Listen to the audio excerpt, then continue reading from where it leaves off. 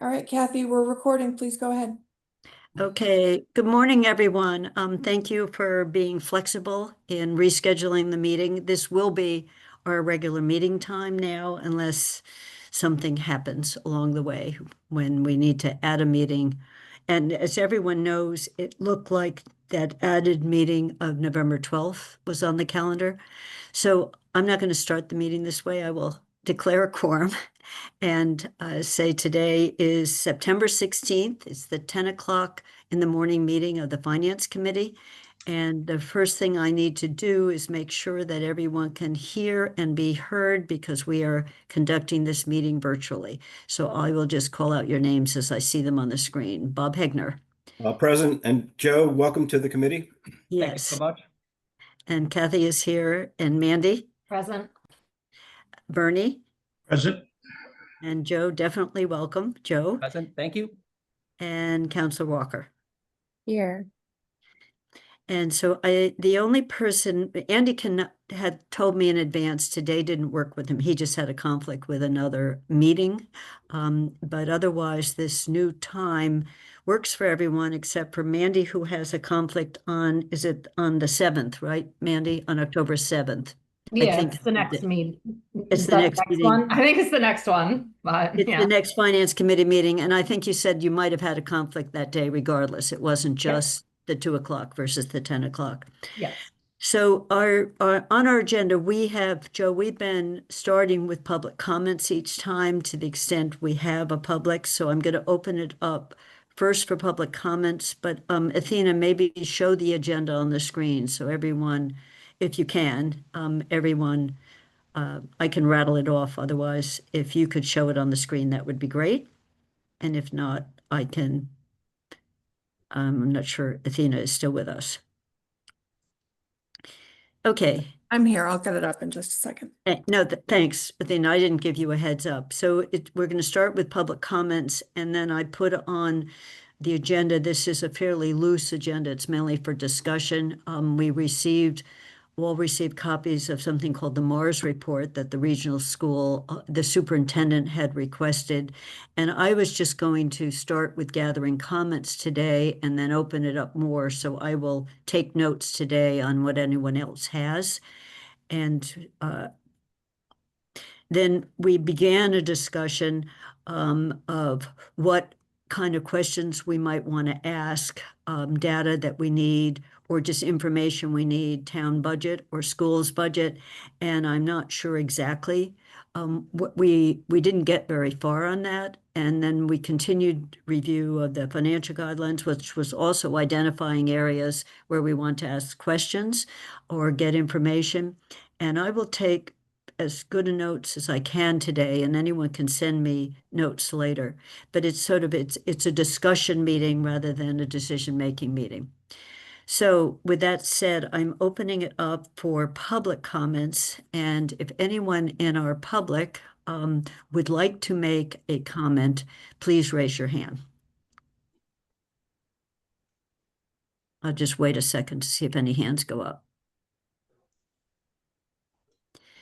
No one has raised their hand, so I think we will continue. And anyone who was of the counselors in the meeting, or Joe and Bernie, since you weren't there last night, when I mentioned that Mars was on our agenda, I said that I would make sure to also get any comments from any council member who's not on the Finance Committee. So I will just gather any comments or thoughts we have, then gather them from and produce it as just a memo to the superintendent and share it with her.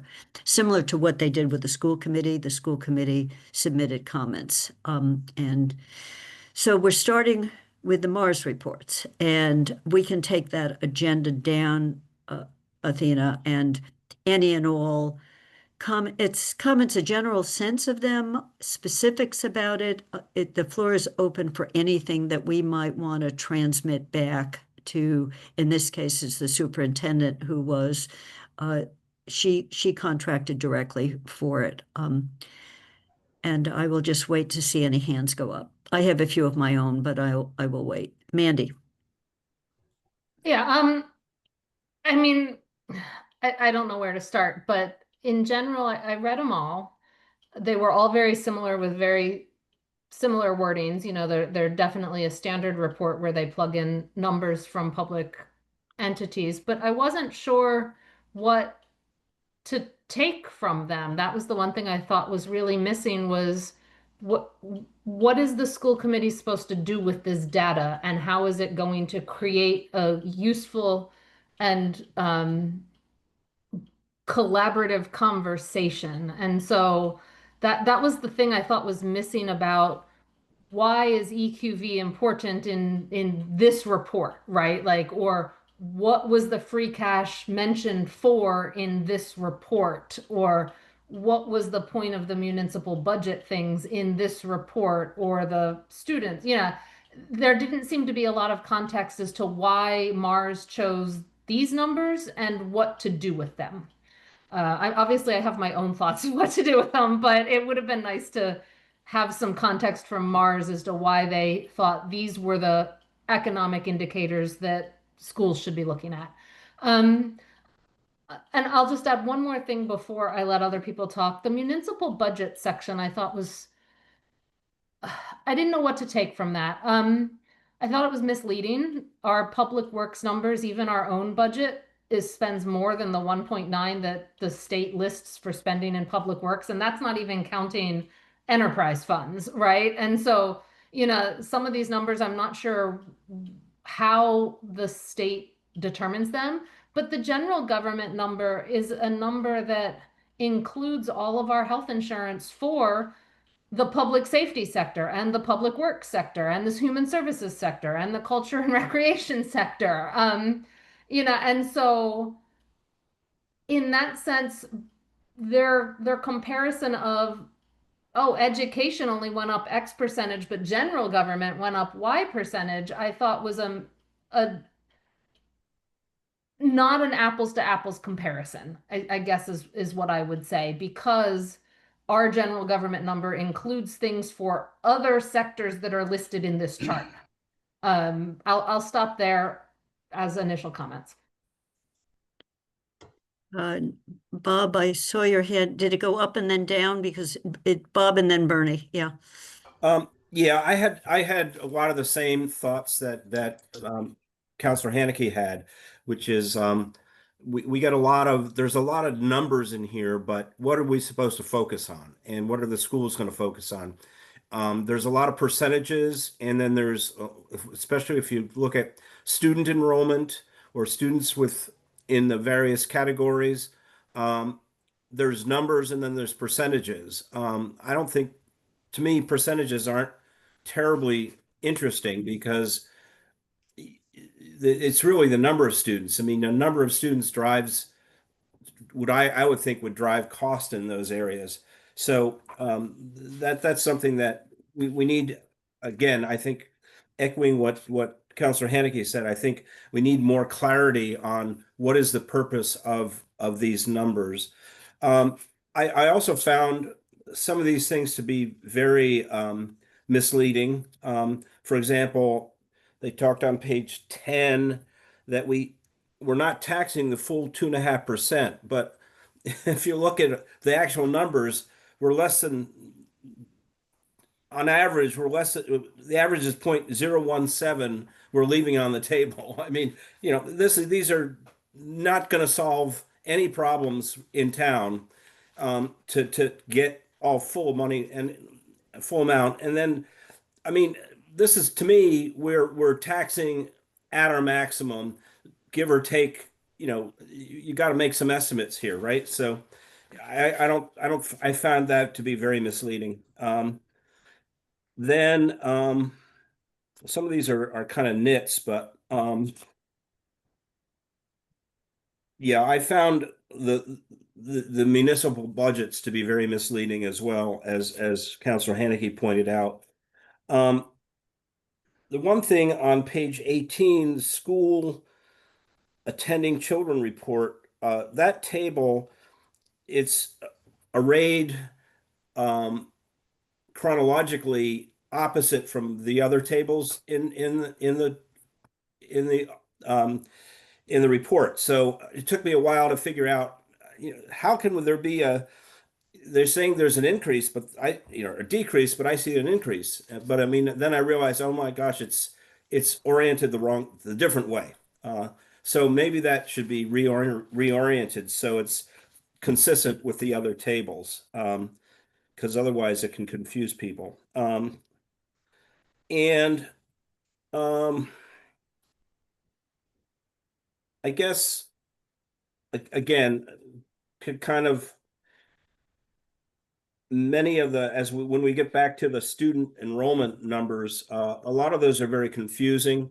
But in particular, I think we need to focus more on numbers of students because that seems to me to be driving things, and especially special needs students would drive special needs costs. But enrollment in general, it's how many students do you have? That's really what the cost driver is, in my mind. Yes, there's fixed costs, but the variable costs are all going to should depend on how many students you have. That's my general comments. Bernie. Yeah, the counselors spoke prior have done a great job of covering a lot. I mean, my initial reaction to the Mars reports was, so what? There's no new information in there, and I'm not sure why they were generated. I was interested to know that 3 of the 4 towns had some excess capacity in terms of taxi. Amherst is not one that has any significant amount of excess capacity. The other thing that was missing is context. Where are these towns, how do these towns fit in context with other communities in the Commonwealth? For example, it's noted that Amherst has 50% of its budget goes to education. That will come up. But as Councilor Haneke pointed out, the data that they use, which they apparently pulled from the Department of Revenue's technical assistance site, doesn't break out what's in general government. And towns do it a little differently. I think you'll find, if you put it in context, that the larger the community, the lower the percentage of the total budget is in education. For the simple fact that you've got to support a lot of other people. You've got those insurance costs, you've got other costs that are buried in the general government figures. And rather than having the volunteer fire department, you have a full-time fire department, you have a full-time police force. We have community responders. There's a variety of functions that our government provides that the other towns either don't provide on a full-time basis or rely on us to provide ambulance service. So again, I'm not certain. I had made a suggestion some time ago that it would be good to have, they got the Mars people in, it would be good to have folks from the Department of Education and the Department of Revenue work on this together, so we can get a better idea of how the schools operate when they're funded, how the towns operate when they're funded in perspective. And I think going forward, my consideration would be knowing how our population, our school population, if you look at it at the basic town numbers, we are at or below all the state averages except for special ed that we're above. So we're no more complicated in terms of social and demographic and economics than any other city in the Commonwealth, except for the special ed piece. I'd want to know how many positions are vacant in the school at any given time. And I'd want to know a breakout of the faculty. Where the faculty sits in terms of their experience and what they're earning, and how many aides there are and what the use of those aides are in the school. Because I think there's a fairly, and I'm working from memory now, which is pretty fallible for me. I think there's a large number of paraprofessionals in the schools, and we want to know we should know what those are about. So that's my comment. So Mandy, I see your hand back up. It's back up. I have a couple things to add. Is that okay if I go first? It's partly because I've been staring at a lot of separate numbers. Then I brought that lens to the Mars report. So I agree with the comments that have made some. So it's hard for me to even look at the Mars reports because of what I see as missing or what wasn't adjusted. So for example, we know in Amherst only because we asked in the spring in the budget that in our pension payments, and that I believe they called it fixed costs. I think that's where they put pensions, and they didn't do definitions of all their terms. There's about 2.5 million for our elementary school for the non-teaching staff. I do not know when you pull state data down, whether they've already moved that money into education or that sits in another bucket. So pieces like that are missing. It's also not clear to me what, if anything, they did with capital spending.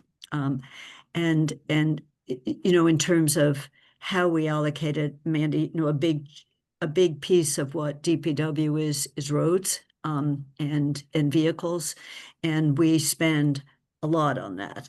So it's questions of what's in the report as well as then what do we make of it? Because I think our own data is much more robust than what I'm seeing displayed here. So I'm not sure how to use these at all. And my final comment is that the table you didn't like, Bob, you found disturbing because the timeline was flipped. There's just something wrong with those numbers. And it wasn't Mars's numbers. Those are state numbers. But if you look specifically at the number of charter kids, the numbers are just wrong.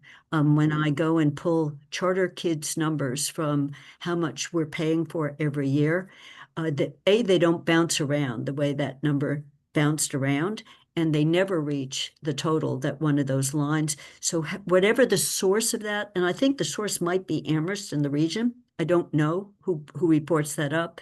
Private kids who live in our town and go to private school, there's no way it goes from 190 to 4 the next year. I mean, there's just something wrong with the numbers. And so I took that table, both not wanting the order it came in, but I was surprised that there wasn't a comment. And I noticed in the school committee comments, they said that there's something wrong with that table. It was just like, move that. Because it was a potentially interesting table to say, has there been any trend of people who live in Amherst or the other 3 towns going to private schools that's different than it was 10 or 20 years ago? And I decided I couldn't use that data to answer that, because when I started to divide the 2 numbers, I didn't think it jumped around year to year as a share. Same question on, has homeschooling gone up over time, or has choice out of our schools gone up over time? So I decided that table was junk, it was wrong, and somewhere else we would have to, if we thought that was interesting. And then my only other comment is, it's a more sweeping one. There's no comparisons. Bernie, you went right down to staffing in our schools, but there's no comparison of what we spend in our schools at all to other towns, or explanation of what might be contributing to the differences we see. There's just none. And I don't think Mars wasn't set up to do that. So I'm not their question, I think they were asking is, do we have the ability to spend more? I think that was the way the report was organized.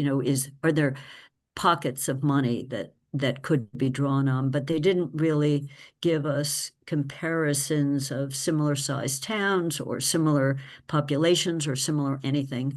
So I found it not particularly informative. Mandy, so that was mine. And I just went to a few because I'd also noticed that there was something wrong with the state data, and I see that just was pulled down. Mandy. Yeah. So this morning I looked at the packet from the Mars meeting at the school committee, and they happened to have the questions that the school committee members sent in. And one of the school committee members, Tim Shores, I think, did a whole lot of charts, which I thought were quite interesting and sort of gets us more to some of the questions we were hoping reports and conversations would do. He did a chart on inflation adjusted average annual dollar change per pupil for all 4 towns, the region and the state average, and the Western Massachusetts average. It's fascinating. But something like that isn't really, the Mars report never got into sort of that type of analysis, which is, I think, what disappointed me the most, was it's just a report of numbers, and you can do anything you want with numbers, but someone's got to do the analysis, and answering those questions. So, you know, I encourage people to go to that packet for the school committee and look at the document that was what school committee people sent in. It's 16 pages, 14 pages. Many of them are charts that this one school committee member did, you know, to give an idea of what the school committee was asking, or thinking of asking, much of which focused on Amherst and not much on the other 3 towns either, which is also interesting. Because we are a 4-town region, and as Bob pointed out, the Mars report seemed to indicate all 4 towns have excess levy capacity, but if you actually look at what that excess levy capacity is, Amherst basically has none. It makes me wonder what Mars determines is not excess levy capacity. You know, do you have to spend over your levy capacity to not have excess levy capacity? It's so hard to get to 0 because of rounding, you know, that's why we're not at 0. But whereas the other 3 towns definitely had excess levy capacity. So yeah, in some sense, I'm hoping when the Mars people come, they might have more analytical and analysis to give us and answer questions with that would be helpful for us. And I'm hoping that the school committee digs more into their spending, their employment, their staffing levels, things like that, because the chart about annual change per pupil spending to me is just absolutely fascinating when it's done on inflation adjusted and non-inflation adjusted measures. It's for all the towns, it's absolutely fascinating to me. And just one point on, I'll get that report. I agree on Tim's charts and download it into our packet, because one of the things he did, Bob, is what you're asking for. He used a different source. He didn't use the Mars data. He just went, but he plotted over time numbers of children. And if you don't do special needs as a percent, but as you do it as a count of children, it's almost a flat line. And so what's happened is the rest of the population has gone down. So the reason that percentage has gone up so much. So I just thought it was a whole different way of looking at exactly the same numbers that as you said, Mandy, you're going, whoa. And you said, what? And your kind of question was, why is that happening? You know, I mean, what's going on here? So I saw someone, Bernie, your hand was up too. So Yeah, I didn't have the opportunity. I didn't have the opportunity to look at what the school committee asked, but it sounds like there's been some interesting questions and some interesting analysis. I'm not surprised that Amherst gets the most attention, because we're the biggest. We spend the most money, and we're also the ones that are most annoying in terms of the questions we ask, as we've learned, as we've been told. So I think the other thing that needs to be put into context here is that probably 60% of our population is students. About a quarter of the town turns over every year, if you look at the census data, 20% or so. And so the capacity, the ability to raise revenue, the number of people we have running around who are taxpayers is constrained. So I think that's been, I mean, we have the highest number, greatest percentage of students as our total population of any town in the state. Only Cambridge comes second with about 35%. So that has an impact as well. And it's students who, see, so I think I have a ton of things to do today, but I'm tempted to go back and look at the school committee questions, just because. But I really think we have to put into context here again the constraints that all the towns have in terms of raising revenue, even if they have excess capacity. For one, because of the mix we have in terms of our populations, and also in terms of the fact that we're very dependent on houses. We don't have a large commercial base for a variety of reasons. But the typical single-family house with a kid or two in it is a loss leader for any community. Just simply doesn't return enough money. So we need to look at that as well. Again, this has to be put into context, and I'm very curious about the dynamics that Councilor Haneke and Kathy you referenced were in those charts. So what I propose, we can go to the next topic, but I took what I think are decent notes. I will type them up to avoid repetition into a format that would be more questions that we could submit if people want to do it that way, as opposed to trying to do it individually. And I won't do an attribution to any person. I'll just say these are things we wish had been addressed, or questions we have about the data, and how are we supposed to be using it, as opposed to putting it aside and saying, let's do our own group analyses of and as Bernie, you were saying, context. So I forget when Mars is coming back. Probably other people know that date, but I'll try to get this. Today is Tuesday. I should be able to get it done by Friday at the latest and just send it out for comments and edits. This will just be purely, here are some of the questions or issues raised as we as a group looked at the Mars report. Mandy, so that's a proposal that I can do that piece. I mean, Yeah, that's okay.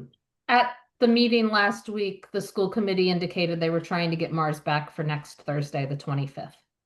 Just so So you know. a week from this Thursday, not this Yes. Thursday. Yeah. Not 2 days from now, but 9 or 10 or whatever that is from now, 9 days from now. And so what I can do, Joe, I see your hand is up. I'll also let other counselors know and provide a draft. I'll figure out with Lynn how I provide a draft. So make sure that it's not just the finance committee. So I can do it. Here's some things finance committee identified, and see if anyone else wants to add thoughts to it, so that, or people, I can find out if other people want to do it on their own rather than being a group response.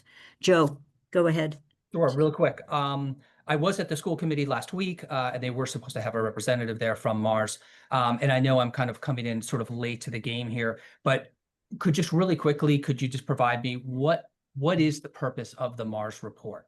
Like, what do we try? Why are we doing this? What's the purpose of it?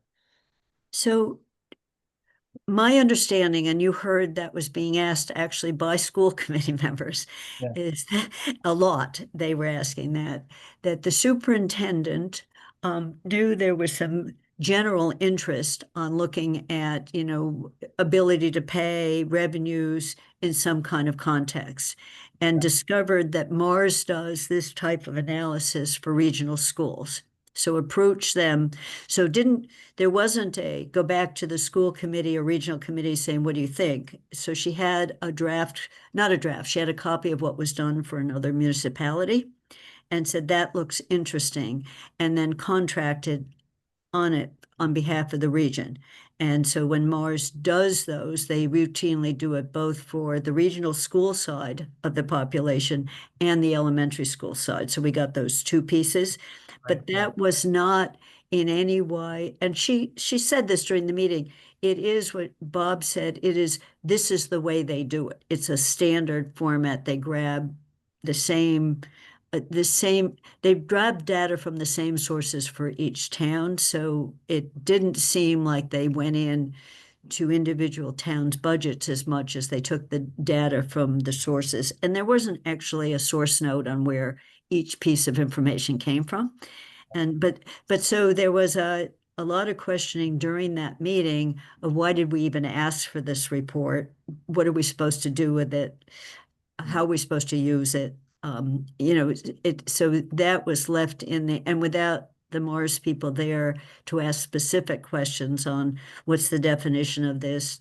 To what extent did you take funds and move it from one category to another to make apples and apples kinds of comparisons? There wasn't any opportunity to do that. So I think the superintendent thought this was potentially a useful report, and so far, there wasn't a response like, now that we have this, we have insights. So I think we'll learn more of that when they meet with Mars on whether people are saying, we have that report, now let's get down to our regional area and say, what else do we want to know, or what do we want to know? If this didn't satisfy curiosity or didn't provide insights, then why or why not? Where can we go? Because most of the data, there's a wealth of data available from DESE and the Department of Revenue. And that's where I first looked at that thing on charter. I said, these numbers are just wrong. And someone said, how do you know they're wrong? I said, because I'm looking, there's a yearly accounting of how many students we have that we're paying for, and you can do it by town and over time, and you can go back to the beginning and who we're paying it to. And the numbers just don't match. So there's I some. think that's a good question to address to Mars, the representative from Mars. Yeah, so that's it. If they're grabbing a state report and the state report is wrong, then they shouldn't use that report. This might be useful for them to know that there's, at least for our town and region, there's something wrong with the report. And who pays for this report? I think they mentioned in the school committee, it was the district pays for this report? The district had, yes, the district had, they didn't have to come to any of the towns to ask for money for it. They had some money they could draw on for the reports. And there was, we were somewhere along, they weren't terribly expensive, for the whole set was in the $3,000 range, to get 4 reports. So it wasn't that they went out and paid a consultant for, so my sense is Mars has kind of a data set that they can jump into for any town. And they don't do much, it just generates Right, they already the have numbers. Yeah. Awesome. Sorry for those softball questions. Oh, no, but no, that's helpful. And it's only because I've been staring at what is available, trying to think of, what can I, without going to another town to ask them for something, what can I know about a Northampton or a Pelham or a Shutesbury without having to go into their own budgets? Because that's much more painful because people organize their budgets in different ways. Yeah. So Thank you. Okay, so the next topic was actually, it's a nice segue into this. If we think of, we generated some questions last time we met on things like ask departments and the schools, have they been hurt in any way by loss of federal money? What kinds of expense increases are they getting because of union contracts, of labor union contracts? There were a couple others. I have a list from the last meeting, but we didn't look at, do we have specific questions that we want to ask of the town manager for the town departments, and specific questions we might want to ask of the schools in terms of knowing more of what's going on. The furthest we got in August was to know when the closing year budget would be available for the schools, an actual budget, as opposed to a proposed budget. When will they have that, and when will they have final staffing, actual staffing estimated? And I'm not sure those, I didn't follow up to see if we actually asked that, but we don't know exactly when. It usually would be by the end of September, early October. So we don't know when that might be available. I do know that from Paul that we are behind in being able to close out our year.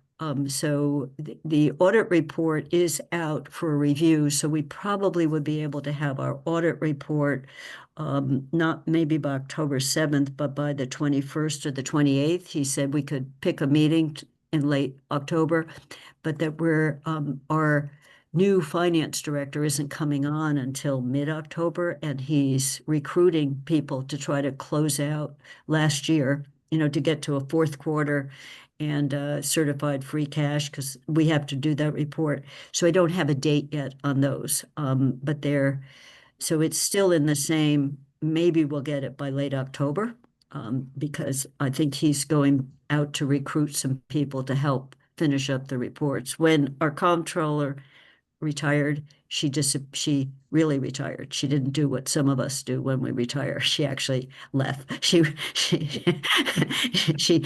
she left.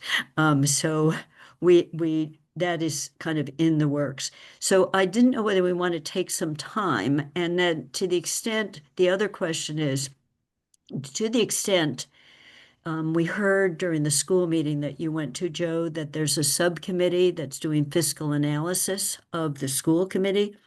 Do we want to say, does our finance committee want to offer one or two of us to be, if they wanted to work collaboratively, looking at the same data, would we want to offer that? So that's a question of us that I just put on the agenda, not knowing what people's thoughts were.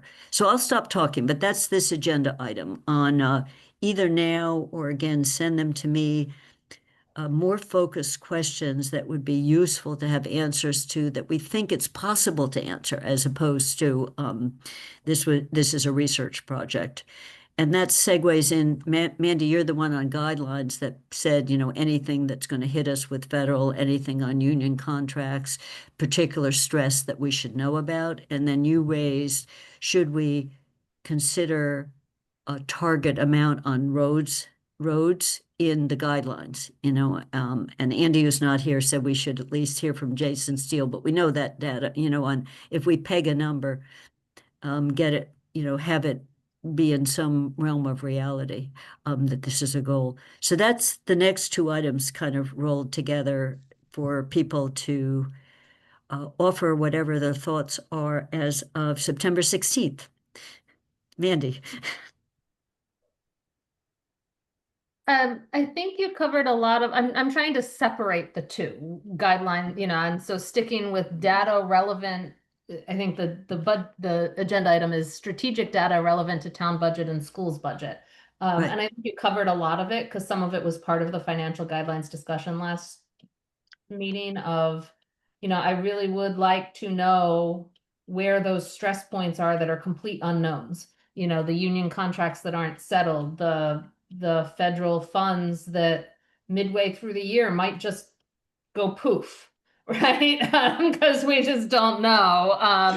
And what does that do to budgets? I think for school, town, we tend to get a decent report on our reserves and items that are being paid for out of revolving funds and all when we talk about town budgets. I don't think we get as clear of data for schools on some of that. I was looking at their one of their fourth quarter reports, because they've been putting out their fourth quarter reports, and it talked about moving some various expenses from revolving funds into the budget, and that's why the budget line item is over, because they were expecting to use revolving funds but weren't able to because of lack of funds in the revolving funds and things like that. Getting more information on that as we try and gauge, and I'm thinking about this in a way of what do we need to then get to financial guidelines, right? It's how do we gauge requests for what to do with the financial guidelines? And I think we need some information like that. I'm going to bring up something I talked with Kathy yesterday about, given tonight's school committee meeting about restructuring K-6. I think we absolutely do need to know whether the sixth grade will fit into the two elementary schools, because the information provided in the packet for tonight's school committee meeting seems to imply that the sixth grade will fit in those two buildings, so that it might not need to be a separate academy at the middle school. Whether the school committee makes a decision with that is not on us, but I would like to know the information as to whether the sixth grade physically, those students number wise where we are with enrollments could actually fit in those buildings, because that, from a financial point of view, I think affects what we do with our guidelines. Even though we don't have any say over the decision, but I think it would reflect on what I think about financial guidelines. For the region, I would like, I think we've started those conversations. So some of those charts that Tim put in his questions about per pupil spending, where we've gone up tremendously compared to state averages in insurance rates, and in teachers and in other teachers and some of these other lines, both Amherst schools and the region. I still kind of want some sort of conversation on why some of those lines seem so out of sync with state and regional averages. What is driving them being so out of sync? Again, relevant to how do we discuss our increase in revenue and how to split that up next year?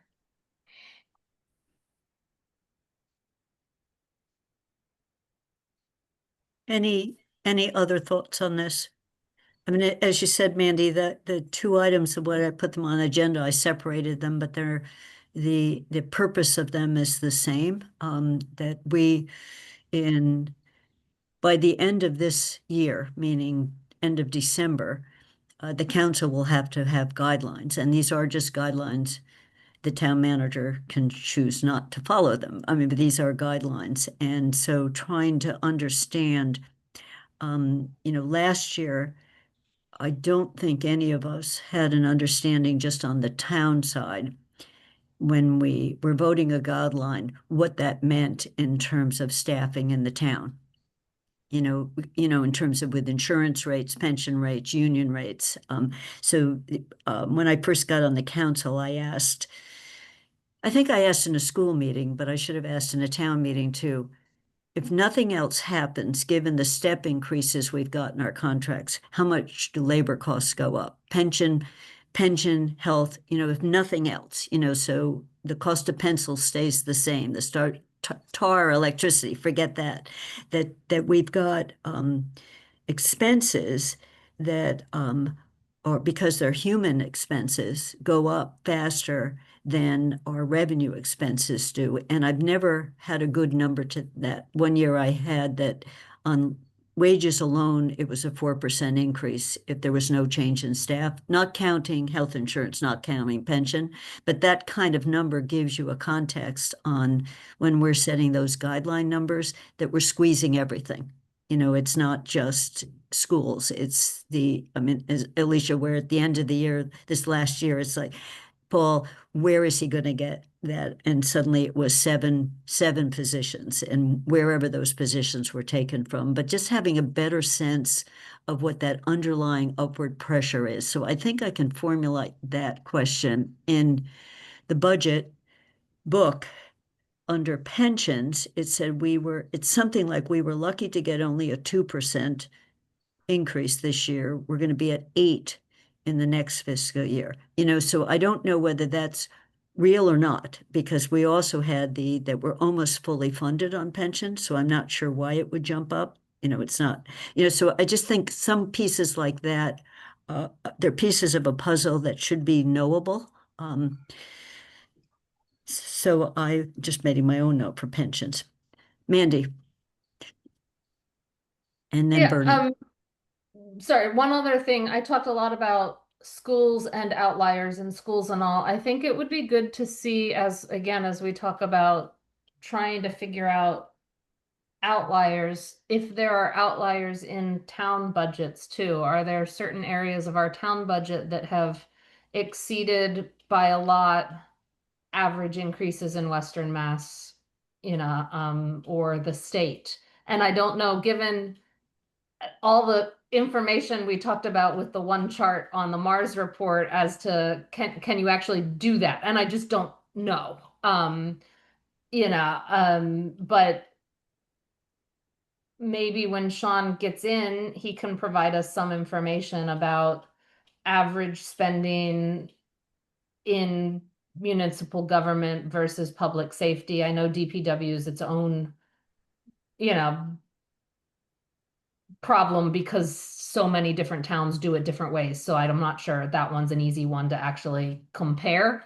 And have we had increases in any of these sort of areas or just in municipal government itself that are outliers compared to other towns our size or Western Massachusetts in general or the state averages, so that we can ask the same hard questions we are of the schools of our own government?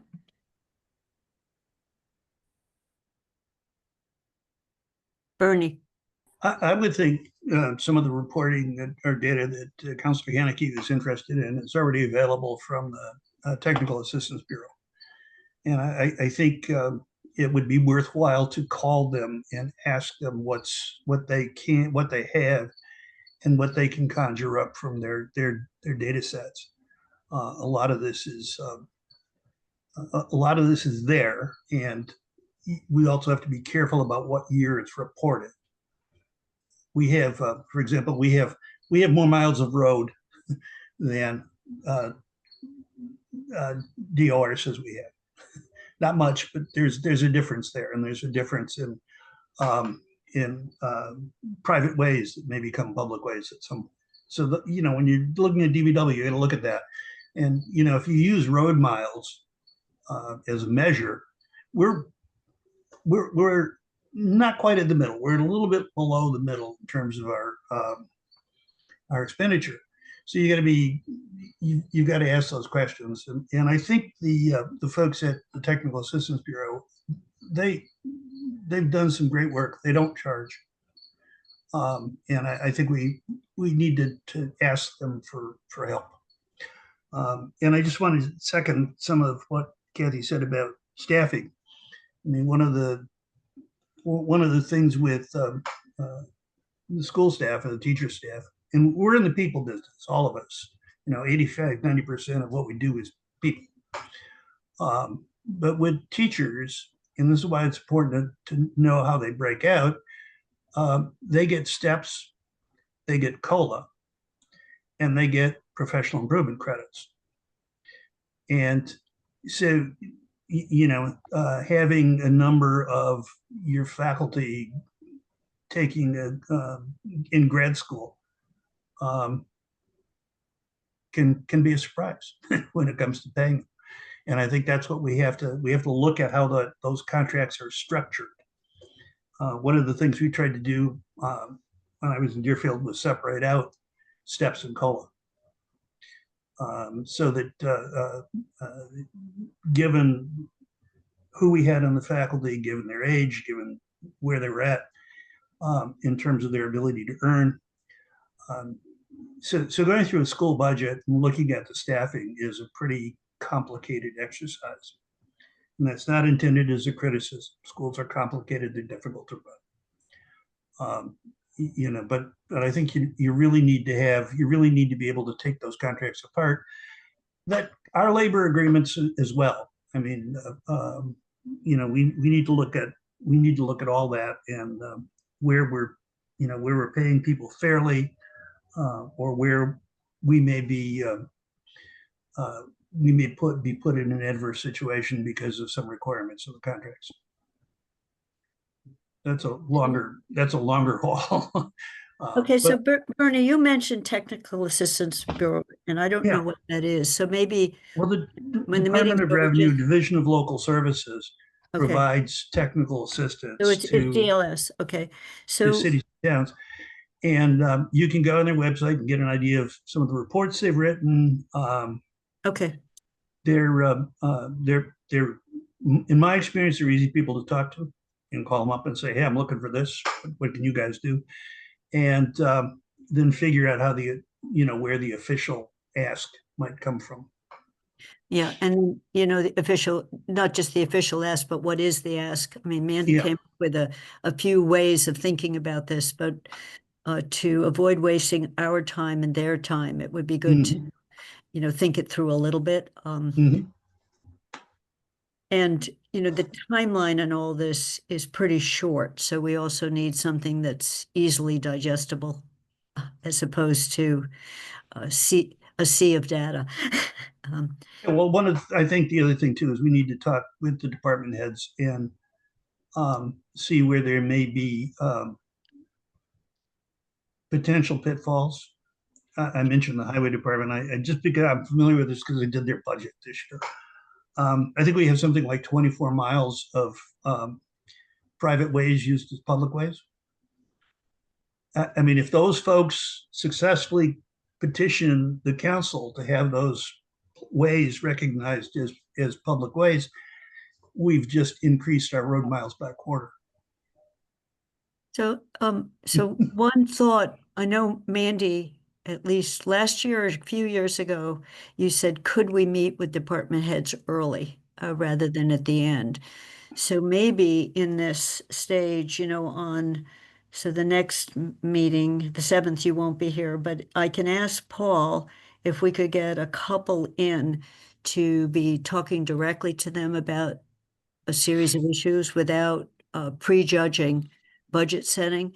And it would be the biggies that we'd get into, just a brief with what's coming up, the question on roads, pressures, because I think we didn't know until May. We could have seen it, but we didn't know how the expense budgets had been flatlined. And we were having to rely on vacancies to be able to buy supplies. You know, so just trying to get a sense of that, because we could budget in a different way, in which case it will affect the labor side of the equation. But I just think getting people in to do that early might give us at least some sense of where the stress points are. Does that seem, you know, so I'm looking at potentially the 21st of October, seeing whether Paul would be okay with that. You know, we've got the 21st and the 28th. One could be the audit report and another could be this bringing in a few departments. I'm seeing Bob shaking his head yes. So just I'll ask the question. Paul's not here today, but I'll try to, he was quite protective last time, is I guess the word I would use, of not wanting to open the door quite that way, but we could keep it, we could keep the questions constrained. So, and on the potential idea of one or, go on, Mandy. Sorry. So that was an idea I had as we were Yeah. talking. Yeah. One other thing, it relates more to the budget guidelines than necessarily this, but we reduced the reserve and abatement line in the FY26 budget to better match historical actual use versus typical, I guess, DLS probably guidance on what you should do. It would be good to get an early report on what FY25's actual use was, because we'll get to see in the financial indicators what it's being projected at, and that might be something we need to deal with in the financial guidelines, the budget guidelines that we give, if it's being projected at the typical number or what we had them reduce it to, and whether we adjust or make a comment about that in the budget guidelines. Thank you. The other one I think that we ought to be able to get a read on is the investment earnings line. When we found out what we were earning on, that's that cash reserve for projects that have already been approved, but we just haven't spent the money. And I know Bob from JCPC, there was a $500,000 for roofs, and we put in another $1 million for roofs. My bet is 1.5 is sitting there unexpended, you know, and some other big pieces. You know, we're drawing down on some, but not all of it. So Mandy, Melissa was reluctant to change that, but we have a baseline, even if we don't think that will be true for the next 5 years. We shouldn't be in a position of being surprised by it. So just trying to get a sense of, and that's why we had asked for the 3 reserves, or the 4 reserves. The 1 reserve is a cash account, a cash capital account reserve that is sitting there waiting to be spent. And we've certainly, the new school is quickly taking a big chunk of that out, because that was early borrowing for the school. But having seen construction is proceeding, and we are drawing down on all of that. And then the other one, the question we asked is, when are we going to see, and Mars didn't talk about this at all, we do have a debt service override, a debt service exclusion. And when are we going to see that in our tax rate? And I think we're going to see it in January when the final rates come in, and Paul was going to check on that. So I just want to know where that piece of the tax rate is. It's certainly in our budget for this current year as a bigger number where it didn't exist before. It's a revenue and an expense. Mandy? I'll wait for my cuckoo clock. Another thing, sorry, my thoughts are kind of not ordered today. Last meeting, I had talked about wanting to have a conversation about a operating override, a full levy, Prop 2.5 override. But I wonder if we should also have a conversation about an override capability or exclusion capability we don't normally use. We've done the debt exclusion override, which is for the school that is to borrow money and pay for it and exclude it out of the 2.5 a year. There's another one called a capital exclusion override, that is for essentially cash capital projects, not where you borrow to do capital projects, but where you collect the money in sort of extra property taxes for 1 year and spend it in that year for capital projects. And is that something we might want to think about for something like roads and sidewalks, where we say it's the same voting process at the polls, and the people have to say it, but say, you know, we're having problems fitting roads into our typical budget. We want to spend this amount because we've heard from you that you're not happy with the road condition. Don't really want to borrow for roads necessarily, and that's part of the conversation. But if you do this override for $3 million in F fiscal year, or I don't know whether you could do $2 million for the next 3 fiscal years. I don't know whether it's possible to do it that way. We'll start tackling down, and then that goes away. You know, should we add that to the conversation of a possible option for funding some capital projects without borrowing? And that might fit. I wrote that down. I'll get people's reactions on terms of timeline.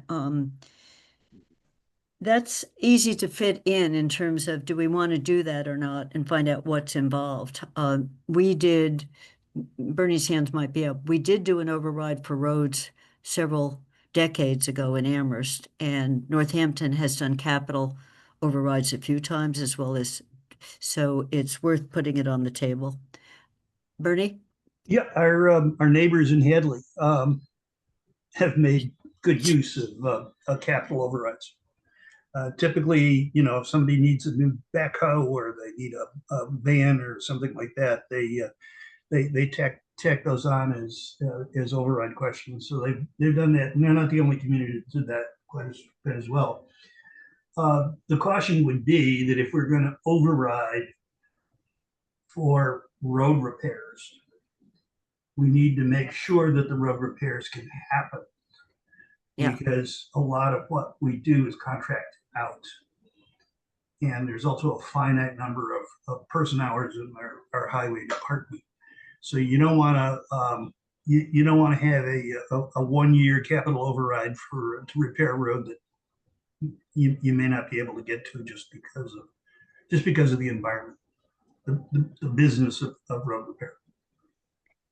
And Bernie, that one of our requests, Paul was nodding, but I know it was summer too, is we asked how much have we had in each of the past 3 years and how much have we spent? Just some, because we've been allocating more. So I'm not sure whether we just spent out on all of it. And part of Guilford had argued that if we got to a bigger amount, we were more likely to get a contract, collecting it. So, Bob. And then Yeah, I was going to mention that I don't think we can do roads within our normal budget anymore. I mean, looking at Jason Skeel's analysis, we need $5 million more each year than we're getting from the state in order to basically build the roads back to normal. And we need $3 million just to kind of keep the roads in the crappy condition they are now. So I don't see where we're going to get that from within the normal budget process. I mean, maybe we can. I haven't seen it. And then we've got all the unknowns of capital expenses associated with our buildings, where we're just beginning to look at some of the issues that we have with them. And, it's a big number every year just to do kind of the envelopes. And then there's going to be stuff inside the buildings that have to be fixed. So I really don't see where we're going to get that money.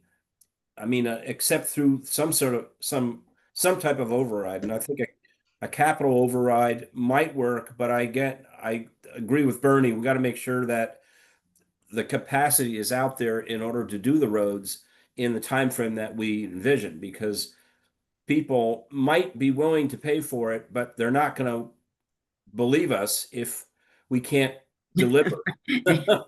Right? I mean, if we if we get all this money in and then we don't do anything with it, they're never going to believe us again that we can raise money and spend it on a specific on roads, for example. So it's a double-edged sword. We got to be prepared that we're going to get it done. So anyway. Joe. Yeah, just kind of a technical question. So in a capital override, would this be something that would be, the term of it would be predetermined and voted on by the community in terms of how, would it be 1 year? Would it be a 3-year type of override? And that's generally how that would work. Are they generally longer than that typically, these? Mandy has her hand up. I think we can structure it the way we want to structure it, but go ahead, Mandy. Yeah, what I was reading about, and I don't have it up here, is the question is a certain amount for a certain project in a certain fiscal year. So you put out to the voters, we want a capital override for X millions of dollars for X project to be spent in FY27 or FY28. What I don't know is, could you say for X number of dollars to be spent in each of, or whether you have to have 3 separate questions if you want to just vote once for 27, 28, 29, say, or do you have to do it every year, or, like how far in advance can you do it, sort of thing. That much I don't know, but it is for a specific fiscal year to spend a certain amount of money, which I think is where Bernie was going. If you can't spend it in that year, you can't make it up the next year. It has to be spent in that year. Right. And I think the experience in like looking at Hadley, their habit is to expense pieces of equipment that you can go out and buy. So you need a new van for the senior center. You put that as an override, a capital override. The van's available. You can just go to the dealer and get one. That works. I would be, and I honestly don't know the answer. I have no experience with a capital override that goes over multiple years. That's something we'd have to research out. Yeah, we couldn't use it for things like fire engines because we don't know when they're gonna arrive. Yeah, well, I mean, there's a case in point. 20 years ago, you had a dozen different companies making fire engines, and they got rolled up into into three. And so there's an oligopoly, and you want a fire engine, you wait and you pay, because that's the way the industry has evolved. And I think we need to look at that in terms of in terms of our departments that are reliant on heavy equipment. We also have to look at training and what's out there in terms of expectations to train staff, because you train staff, you train a police officer, you have to replace them while they're in training. You can't just have them go away for 6 weeks. Same thing with a firefighter. So we have to look at what the training requirements are, and is the Commonwealth upping the ante in terms of what it takes to train a firefighter, what it takes to train an EMT, what it takes to train a police officer, and factor that in, because those are costs that are going to hit us at some point. And training is important. Failure to train, failure to supervise are probably the two biggest drivers of lawsuits, complaints.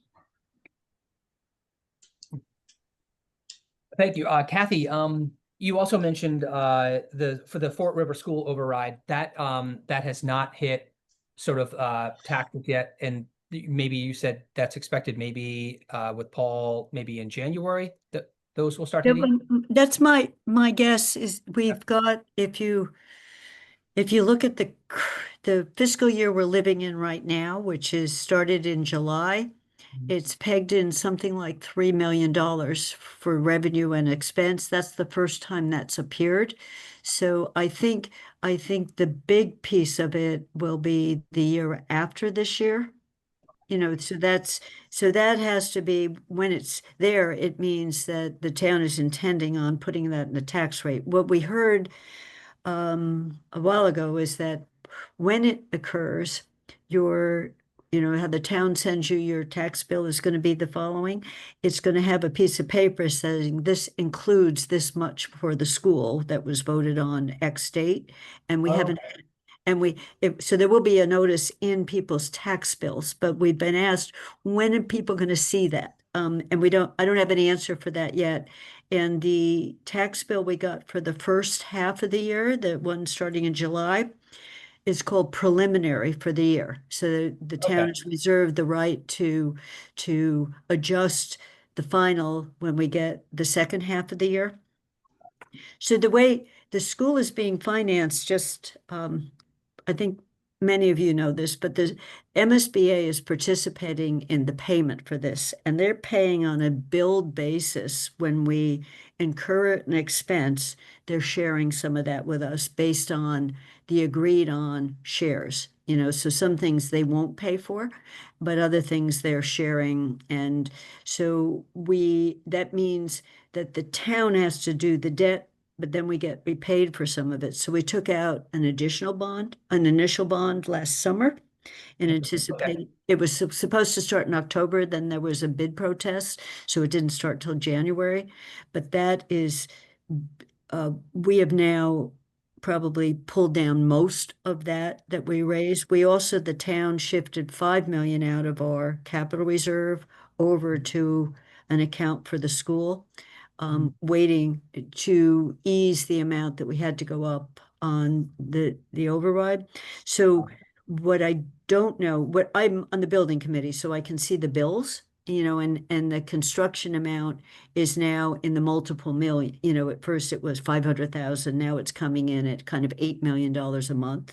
So now the building is structurally up and the bricks are going on. So that's when Sean had told us, when Sean was here and then he left, he thought the biggest piece of it would be in FY 27, 28. Okay. Not right now, so again, this is way back when we took the votes. Yep. So the timing of all of this changed when we couldn't go out to bid as quickly as we thought. Well, when we went out to bid, but we couldn't begin building as quickly as we had intended to build. Yep. Thank you for explaining that, just to give me a little background. But that's all right. It's yeah. There's turnover on our building committee too. And fortunately, we just okay the invoices each time and assume that someone knows how we're paying, that the town knows how we're paying for these bills as they roll in. So I have a pretty good risk. Mandy, while you were talking about capital overrides, I just looked, the DLS lists all the ones that have been voted on, and I noticed they're not being used very recently. And I think one of the reasons is you used to be able to buy 3 miles of roads for $200,000 in 20 years ago. So some of this is no longer in the small, some of these were for 200,000, for 60,000, for, I mean, it's hard to imagine going to a vote for that amount of money in the town of Amherst. It's not worth setting up the extra question almost. But in any case, it looks to me it's not being used as frequently as it was in the 1990s.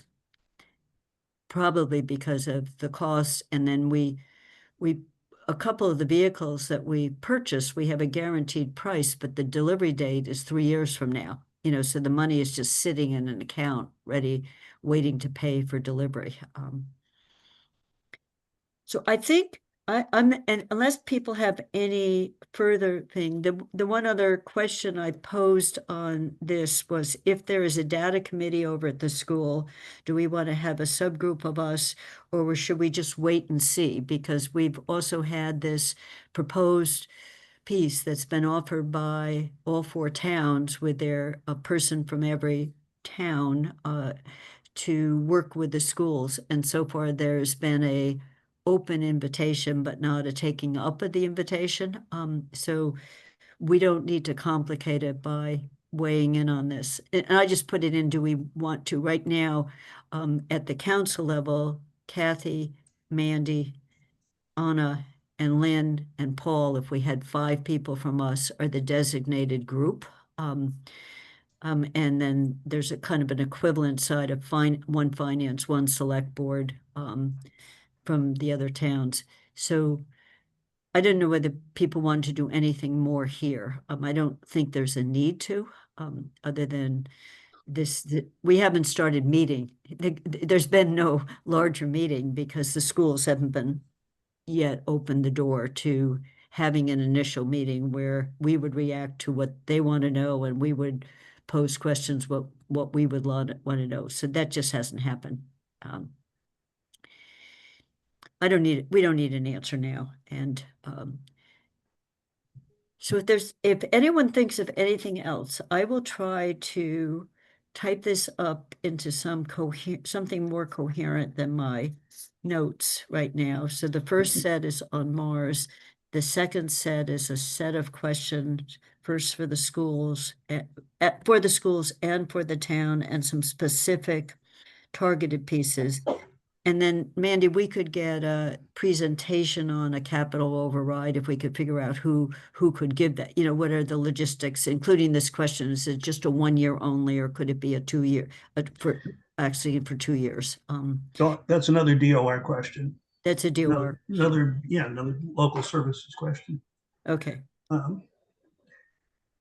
Right. So Bernie, I know you sent me a very nice note on how much you've enjoyed working with us, but that you wanted to retire and your slot has not been filled.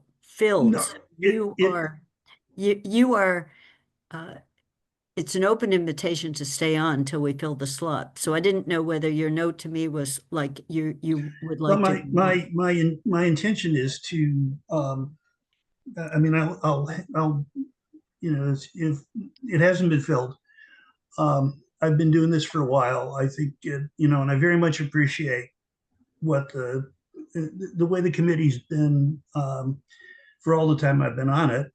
If there's a need, I'll continue and try to encourage the GOL to to come up with come up with a replacement because I'm overdue for one, and for two, I think after a time you just want to move on and let somebody else Okay. have all the big fun. Um, Okay. my intention was to say I'm not going to be here anymore, and I will, if there's a need and I continue to get invited, I'll continue to do that. But I do want to express my thanks to everybody on the committee for all the good work that's been done and for demonstrating that reasonable people can disagree reasonably and that people can have discussions in very civil ways. And people have been making a great effort to get to yes on all this stuff. And I very much appreciate it. So I will leave it to the chair of the committee. If you think it's necessary for me to continue, I will be happy to do that. But other than that, I'm just going to fade away. Okay. So Well, thank you but all. make sure you give us all that money before you leave us. That's right. Yes, I'm packing it into the back of my CRV now while we're at it. So I I'll think, drop it off. I can drop it off at Joe's house. He's the new guy, so we'll Bernie, you're an icon, man. Thank you so much for everything you've done. And in all honesty, would it be okay if I kind of kept in touch with you? And I just think you're a fantastic resource, and I would love to, it's just coming back into this, maybe just pick your brain. well, if that's okay. You're welcome to pick my brain, although that's probably slim pickings these days. Given my all this gray is having an impact. But you're welcome to do that, and thank you for those kind words, Joe. I appreciate it, and it's great to be great to go back to the future and having sat on a finance committee meeting with you. Totally. so I think with that, we've taken this about as far as we can. And if I get more concrete information from Paul, I'll schedule audit and schedule a piece. And then I'll find out whether department heads, a few could meet with us so we could directly ask them the questions rather than transmit them in a way that might not be as clear. And I will write up my notes for today and share them with you all. So I think we're ready to adjourn if everyone is in agreement. Then I make a motion to adjourn. Second. Okay, I will go around for votes. And Joe, just so you know, I mean, you're listed as a non-voting member, but what we do is we say, do you support or not support the motion? So Bob, Yes. Kathy's a yes. Mandy, Aye. Bernie, Support. Joe, Support. and I see Alicia has already left. So we are officially adjourned. Thank you all very much. Care.